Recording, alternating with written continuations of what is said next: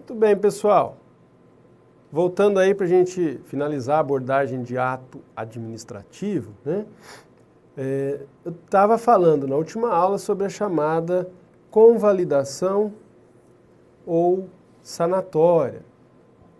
Aí vocês lembram que eu disse, a gente voltou naquele e disse o seguinte, que a convalidação, você convalidar, é tornar válido um ato, ou seja, é fazer um ato tirando o vício, tirando o defeito de um ato que existe.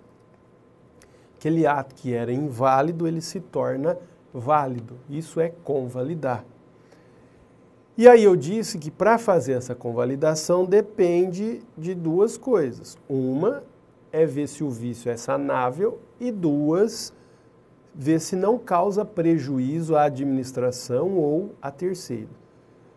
E aí nós mostramos que o vício ele é sanável somente em dois elementos, quando ele estiver, conforme aí a tese que vem predominando, para você usar nas provas, quando ele for no elemento competência, desde que não seja competência exclusiva, e quando ele for no elemento forma, desde que não seja forma essencial ao ato.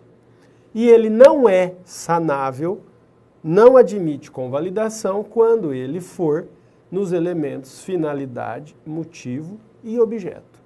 Aí o ato é nulo, né? Se você quiser classificar, que isso também tem divergência, né, em direito administrativo, mas nessa também que predomina, quando é possível convalidar, o ato admite essa possibilidade, você fala em ato anulável. E quando ele não admite convalidação, você fala em ato nulo. Então, no caso do finalidade, motivo e objeto, é nulo. Nos outros dois, depende do caso, né? Então, por isso fala que em tese é anulável. Bom, o que nós temos aí ainda em relação à convalidação ou sanatória? Um ponto que eu lembrei de falar, que é o seguinte, por força do princípio da segurança jurídica, lembrar que eu falei isso até na aula lá de princípio, por força do princípio da segurança jurídica, quando o ato admitir convalidação, ou seja, quando for possível fazer a convalidação, é preferível fazê-lo a anular o ato. Quer dizer, se dá para consertar o ato, ele tem um vício que é sanável e não vai causar dano para ninguém, essa tem que ser a conduta da administração. Ela tem que sanar, convalidar, ao invés de anular. Por quê? Ela vai estar atuando em conformidade com o princípio da segurança jurídica, mantendo a estabilidade das relações jurídicas.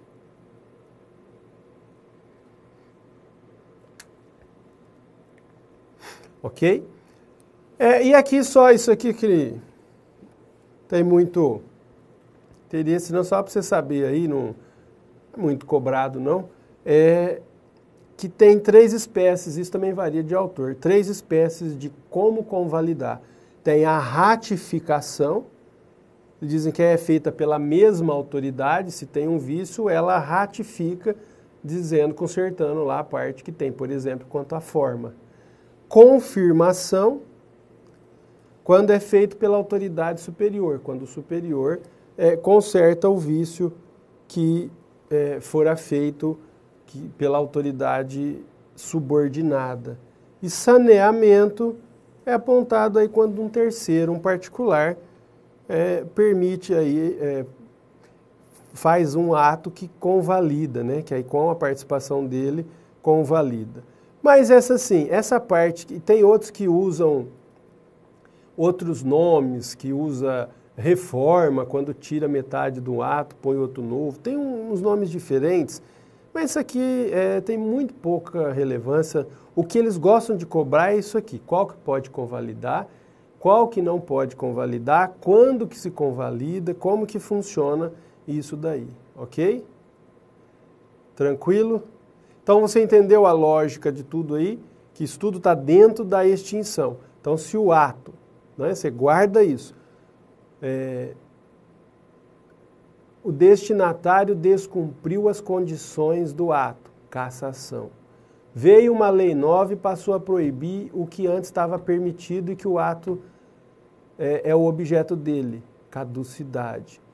Veio um segundo ato contrariando o primeiro ato, contraposição ou derrubada. O ato tem vício, tem defeito em um dos elementos, a anulação. O ato não tem vício, não tem defeito, mas ele não é mais de interesse público, revogação. Você só fala em convalidar diz respeito à anulação, que são amarrados os dois, porque tem vício. Eu vou convalidar, é tornar válido, eu vou tirar vício. Então, por isso que é ligado à anulação. Eu acho que aí deu para vocês pegarem bem, ficar tranquilinho isso aí. Vai dar para detonar nas provas aí, ó. Vamos começar a testar agora e você vai gabaritando aí, ó. Ver se acerta, você vai comemorando aí. Técnico judiciário aí, ó, caiu no TRT 16. Ao praticar um ato administrativo, José, servidor público, intencionalmente assim o fez com finalidade diversa da prevista em lei, prejudicando inúmeros administrados.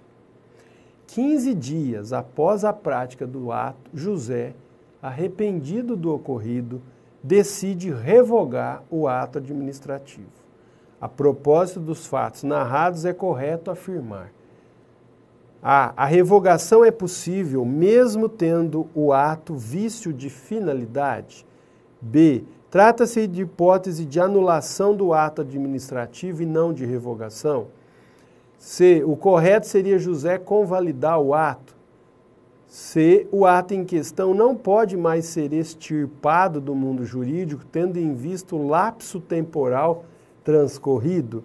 O ato em questão pode ser extirpado do mundo jurídico tanto por anulação quanto por revogação. Veja lá, gente, tranquilo isso aqui, ó. O que o José fez? Praticou um ato com finalidade diversa da prevista em lei. O que é isso? Qual foi o elemento do ato que ele viciou, que ele causou dano? Ao elemento finalidade. Não é? E aí, o que ele fez? Ao fazer isso, ele viciou o elemento finalidade. Então, tem vício. Quando tem vício, o que se faz é anular. Então, primeiro que ele fala aqui, que ele decide revogar, não está certo, não é isso? E aí fala que foi 15 dias depois que ele fez isso. Então, a letra A fala que a revogação é possível. Está errado. Não se revoga, né? Porque ato é viciado. Fala que o B é hipótese de anulação, de fato é. E não de revogação. Então, ó, é hipótese de anulação e não de revogação. Isso aí está certo. A C, o correto seria José convalidar. Ele pode convalidar esse ato? Não, por quê? Porque o vício está no elemento finalidade. O ato não pode mais ser extinto por conta do tempo. 15 dias, lembra que na área federal o prazo é de 5 anos e ainda quando for benéfico, não fala nada na questão do resto, também não pode. E a E fala que ele pode ser extinto tanto por anulação quanto por revogação, de jeito nenhum. É só por anulação. Então a alternativa correta, de fato, é a letra B, de bola, né? Ou de baluarte, né? Para ficar mais chique. Vamos para a seguinte.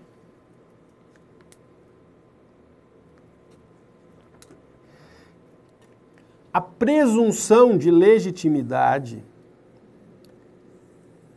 ó aqui que eu falei, ó, ou de veracidade, é um dos atributos do ato administrativo. Desta presunção decorrem alguns efeitos, dentre eles, a impossibilidade do judiciário decretar a nulidade do ato administrativo, capacidade de imposição do ato administrativo a terceiros, independente da concordância, C, capacidade da administração de criar obrigações para o particular sem a necessidade de intervenção judicial. D, capacidade da administração de empregar meios diretos de coerção, compelindo materialmente o administrado a fazer alguma coisa, utilizando-se inclusive da força. E E, capacidade de produção de efeitos do ato administrativo enquanto não decretada sua invalidade pela própria administração ou pelo judiciário. Lembra, ele está falando da presunção de legitimidade ou veracidade. Por conta disso, o judiciário não pode decretar a nulidade do ato? Claro que pode, né? Está errado. Fala que na B aí que isso seria impor algo para o terceiro. Não. Aí isso aqui seria o da imperatividade. Capacidade da administração de criar obrigações para o particular. Isso aqui seria exigibilidade, né? Errado. Esse aqui, empregar meios de coerção, esse aqui seria executoriedade. Errado. Sobrou aí, ó. Capacidade do quê? Pela presunção de legitimidade, a administração, presume-se que o ato praticado está de acordo com o direito, então ele vai produzir efeitos até que venha alguém e retire do mundo jurídico, ou o próprio judiciário, ou a própria administração, ou o poder judiciário. Então, é a capacidade de produção de efeitos do ato administrativo, enquanto não decretada sua invalidade pela própria administração ou pelo judiciário. Ou seja, ele produz efeito até que seja extinto. Essa é a certa, né? Então, resposta E. Ok? Belezinha? Vamos para a seguinte. Oficial de Justiça Avaliador Federal, TRT 19. Atuação discricionária da administração. A questão vai tratar da discricionariedade. Nem sempre se fundamenta por razões de conveniência e oportunidade. Permite, excepcionalmente, a edição de atos que contrariem a lei, desde que favoráveis ao interesse público. Aplica-se aos atos administrativos vinculados. Tem como exemplo a revogação de atos administrativos. Tem como exemplo a anulação de atos administrativos. Essa daí também é tranquilinha, lembra? Ó, que o que é atuar de forma discricionária? Atuar de forma discricionária é poder escolher dentre as opções que o legislador conferiu. É atuar, e essa escolha é feita por razões de conveniência e oportunidade em face do interesse público. Então, essa A está errada porque nem sempre. Sim, claro que é sempre, porque atuar de forma discricionária é escolher se é conveniente ou é oportuno. Não tem outra coisa para fazer. Então vai ser sempre. Se tivesse o sempre sem o nem aqui, você podia marcar. Então está errada. A B, permite a edição de ato que contraria a lei. Não. A administração tem que seguir a lei, senão vai ser arbitrariedade, não discricionariedade.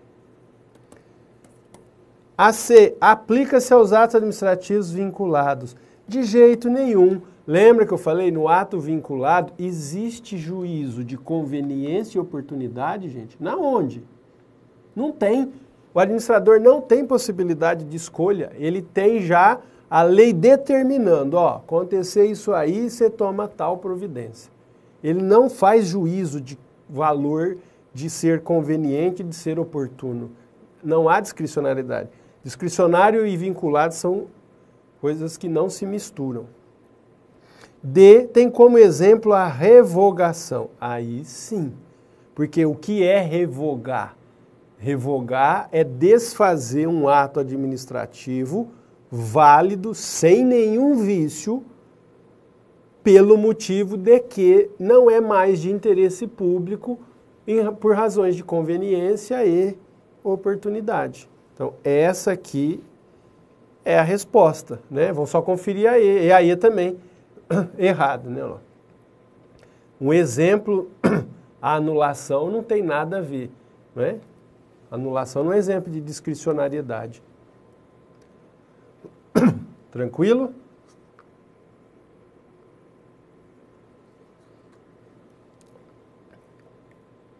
Então ficou a resposta D. Foi essa que eu marquei mesmo, né? Então beleza. Então o gabarito está correto.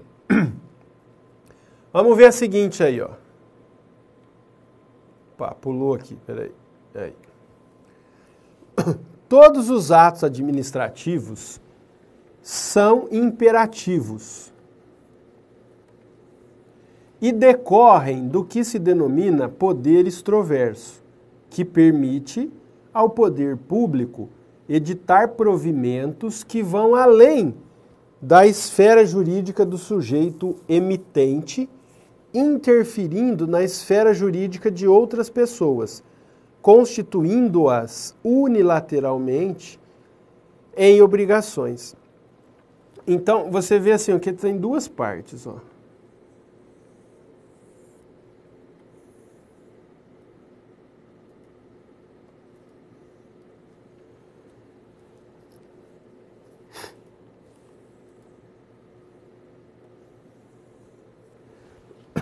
Essa parte de cima aqui, ó. Todos os atos administrativos são imperativos. A imperatividade existe em todos os atos administrativos? Nananina, não. Lembra que a imperatividade só existe nos atos punitivos, nos atos normativos, nos atos que imponham obrigações. Ela não se faz presente nos atos enunciativos, nos atos negociais, lembra? Então, numa licença não tem imperatividade, numa certidão, num atestado. Então, essa parte aqui está errada, ó.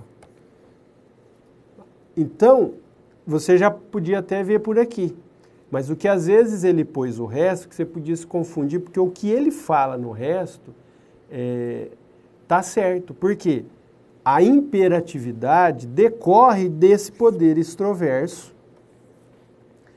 que permite ao poder público fazer provimentos, editar atos que extrapolam as fronteiras da administração, ou seja, que eles vão além da administração e atingem a esfera jurídica de outras pessoas e as constituem unilateralmente obrigações. Essa parte está certa, mas essa parte está errada. Como a afirmação é uma só, a questão é uma só, ela é inteira, né? Então, esse item aqui está errado. Beleza? Matando tudo aí? Vamos para a seguinte. Em razão da característica da autoexecutoriedade, a cobrança de multa aplicada pela administração não necessita da intervenção do Poder Judiciário, mesmo no caso do seu não pagamento. Tá certo isso, gente? Não, você lembra o quê? Que a autoexecutoriedade é a possibilidade, a prerrogativa da administração dela dela fazer os atos administrativos, né, por ela mesma, ou seja, dela executar as medidas necessárias por ela mesma, de não precisar de intervenção do Poder Judiciário. Isso é autoexecutoriedade. Então, ela mesma pode interditar, multar e tudo bem. Só que em relação à multa, vocês lembram que eu coloquei lá, isso aqui, tá vendo como eles cobram? Fala, isso aí, você tem o quê? Quanto à aplicação da multa, existe autoexecutoriedade.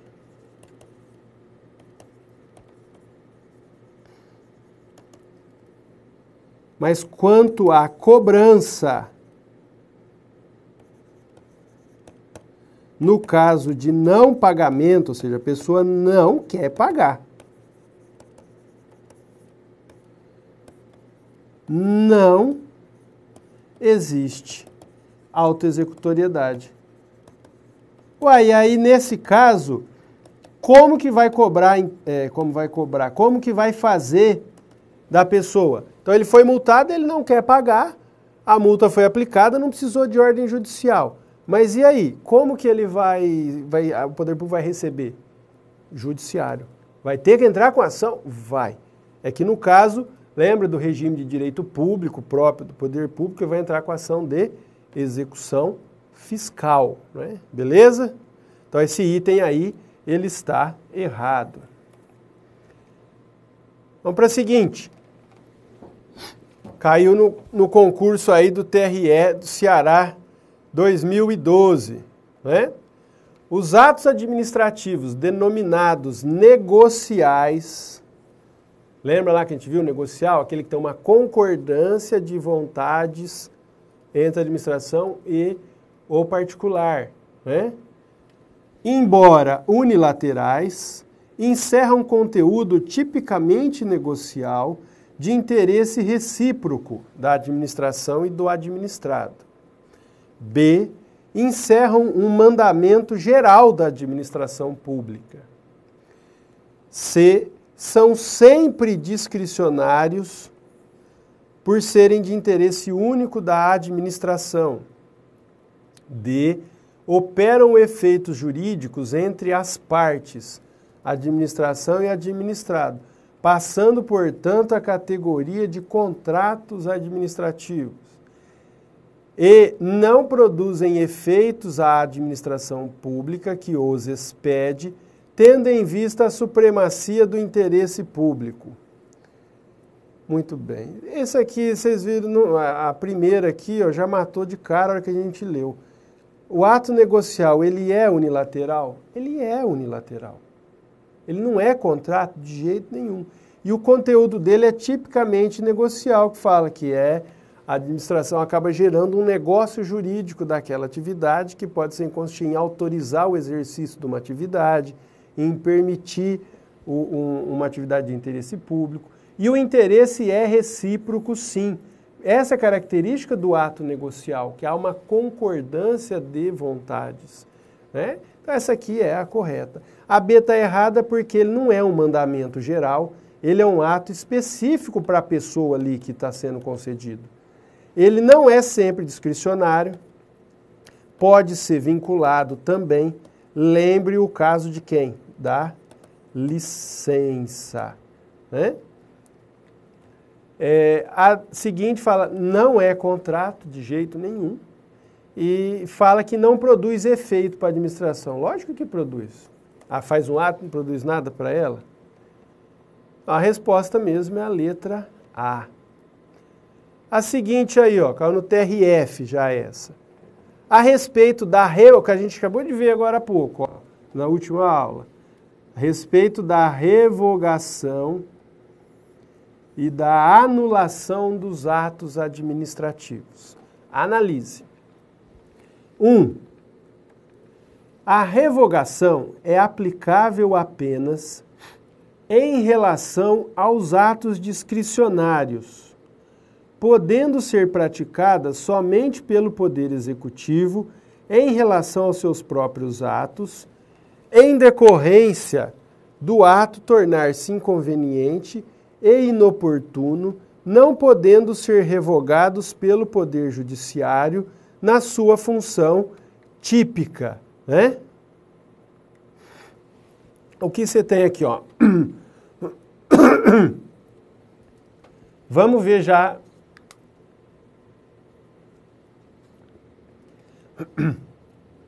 Esse número 1, ó. A revogação. Ela vale somente para ato discricionário? Primeiro ponto. Sim, assim, professor, revogar só revoga discricionário, porque conveniência e oportunidade, beleza. Pode ser praticado somente pelo executivo em relação aos seus próprios atos? Sim também, professor, porque só pode revogar o próprio poder. Não é que só o executivo pode revogar, o judiciário também, mas cada um em relação aos seus próprios atos. Se falar que os atos são do judiciário, é somente ele que pode revogar os dele próprio. E qual o motivo? Em decorrência do ato tornar-se inconveniente e inoportuno. Perfeito também. Qual o motivo de se revogar? O ato é inconveniente e inoportuno. E ele não pode ser revogado pelo judiciário na sua função típica. Perfeito também. O judiciário não pode. Você nunca na vida vai ver alguém pedindo, fazendo uma petição para o juiz para revogar um ato administrativo. Se ele fez, ele não assistiu nossa aula, hein? Que é sempre pedir para anular. Revogar é só o próprio poder. Então, todas as partes desse item, que era grandão, né, estão corretas. Então, a alternativa 1, ela é verdadeira, ela está certa.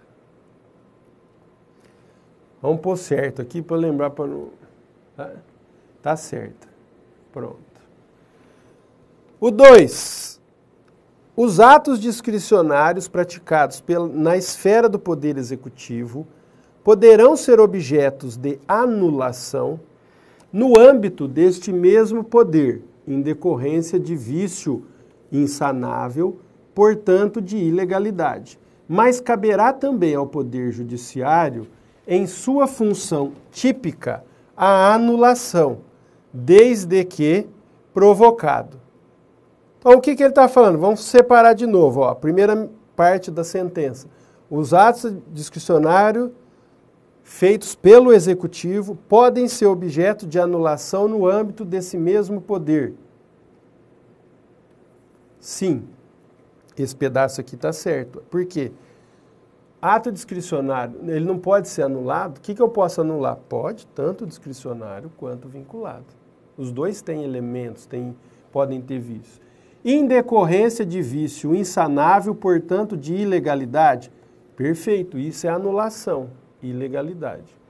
Mas caberá também ao judiciário, na sua função típica, quer dizer, na função jurisdicional, a anulação desde que provocado, ou seja, desde que alguém entre com a ação lá pedindo.